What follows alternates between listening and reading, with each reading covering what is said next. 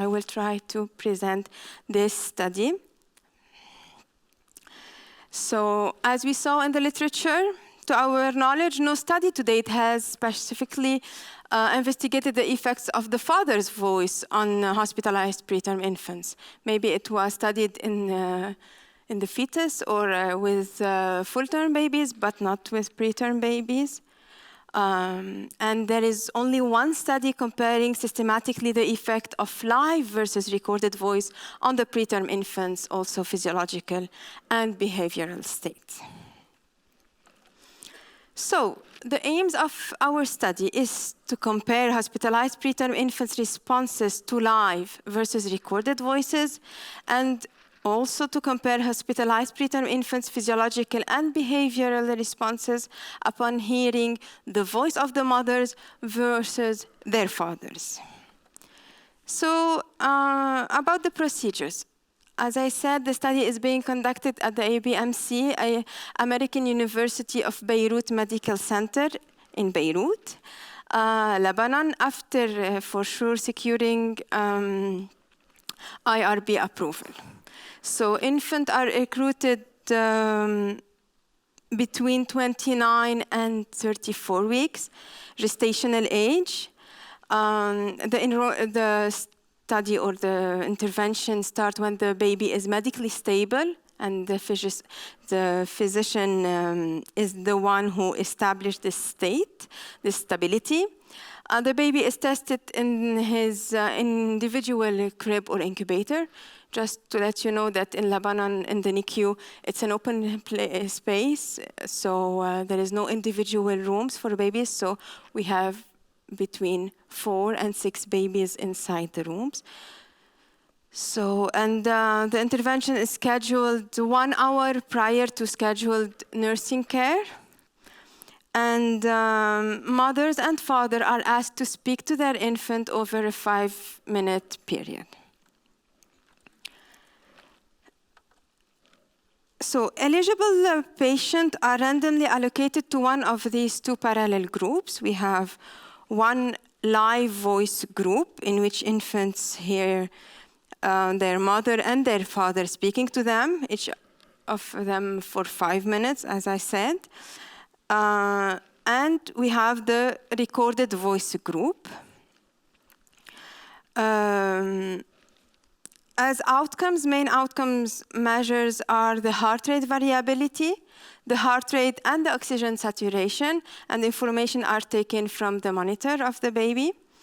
And we have also the infant behavioral state, which is coded following the behavioral coding system by ALS. So this is again the procedure. We have on day 1, a baseline for 5 minutes, then the infant-directed speech, the maternal voice or the paternal voice. So the order is contrabalanced to avoid any bias. So for one group, we will start with the maternal voice, for the other with the paternal voice. So we have 5 minutes of baseline, 5 minutes of mother intervention or father, and 5 minutes of post-voice baseline. And the NICU room sound level is controlled. We are trying to control it, and does not exceed 50 decibel as suggested by the American Academy of Pediatrics. So we are trying to keep the door closed, to no medical round during this period, and to put some signs on the door. And so here there is a mounted camera placed outside the incubator that film the baby, so we can later on analyze the behavior. And all the data are taken from the monitor. And parents are asked to talk to their babies 10 decibel higher than the environment noise as requested, and we saw it in Pierre Kuhn's study. So the perception of the voice will be better.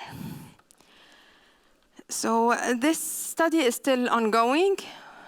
We only have preliminary results, And data have been collected for only 8 infants. So I don't know how much we can get into conclusions, but anyway. We have 6 male out of the projected sample of 26 infants. So hopefully we will get more recruitment soon. Their median age was or is 33 weeks, range 29 and 34 at birth, and 34.3 weeks at testing. Those are the preliminary results. Concerning the physiological outcomes, no statistical difference were found in the heart rate. However, for the oxygen saturation, higher when the infants are exposed to mother's versus father voice in the recorded voice group only, till now, and higher when the father, but not the mother, spoke to the infant than in the post-voice baseline condition. So this can be linked to the delay of reaction, maybe. Anyway, we'll see. And finally, we have the behavioral results. As we can see in this slide, infants spend more time in states 4, alert, and 5, active, when they hear their father's voice compared to the mother's voice in the 2 conditions, live and recorded. And they were more frequently in state 2, light sleep, when they heard their mother's voice compared to their father's voice.